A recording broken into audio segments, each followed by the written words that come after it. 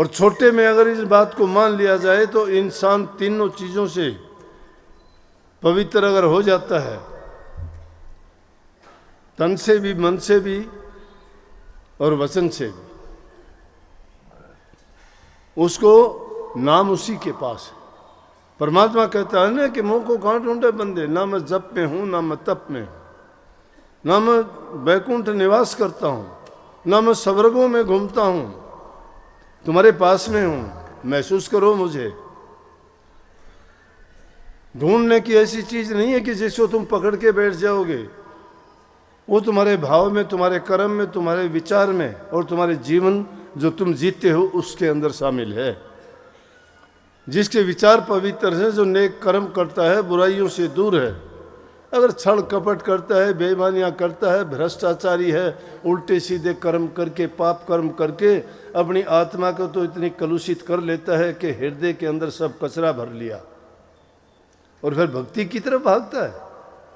भक्ति इतनी सस्ती है क्या?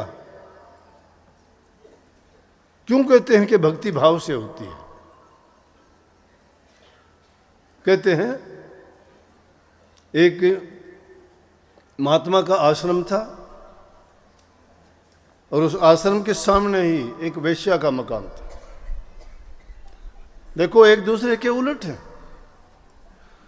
एक दूसरे के उलट है। महात्माओं का काम भक्ति करना, नेक काम करना, लोगों को चरित्रवान बनाना, उनको भक्ति की शिक्षा दे के परमात्मा की ओर और उनका परमात्मा का गुणगान करके उनसे भक्ति करवाना और उनके जीवन को कामयाब और सफल करने का काम है।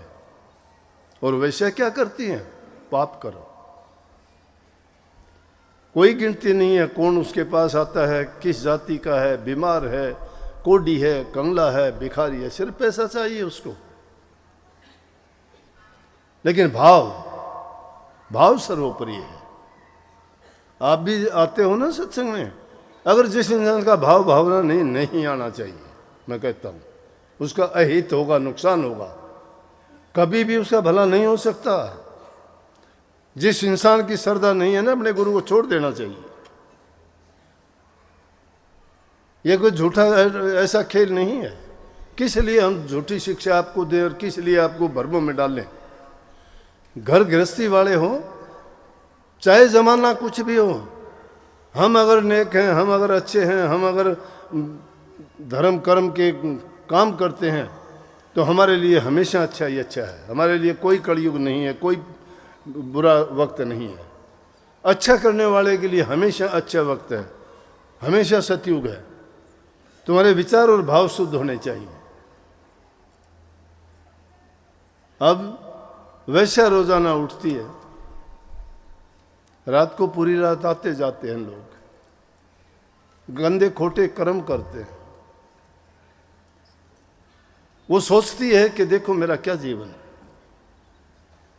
क्या जीवन पाया मैंने, कौन से ऐसे मंदे कर्म किए थे जिसके कारण मुझे कितना पाप कर्म करना पड़ता है, कैसे कैसे गंदे लोगों के आगे पीछे घूमना पड़ता है, और इससे मंदे कर्म और मैं कर भी क्या सकती हूँ इस पेट भरने के लिए। लेकिन पश्चाताप करती है, ऐसा करते हुए भी मजबूरी है, करती है, लेकिन पश्चाताप है उसका, भाव नहीं कि उसका देखो। कहती है फिर भी कि धन हूँ, ऐसी जगह पे मेरा ये मकान है, जगह है, मुझे महात्मा के दर्शन होते हैं, महापुरुष के दर्शन होते हैं। आप कहते हो दर्शन करने आगे, दर्शन करने से लाभ उनको मिलता है जो दर्शन की महिमा समझते हैं। समझते हो क्या दर्शन की महिमा?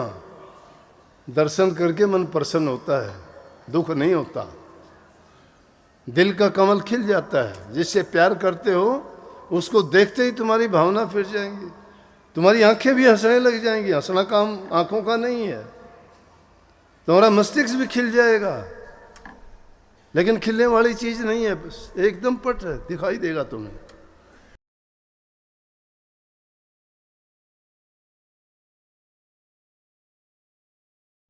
अभी आप सुन रहे थे सतगुरु महाराज जी का सत्संग। ये वीडियो आपको अच्छा लगा तो वीडियो को लाइक करें, चैनल को सब्सक्राइब करें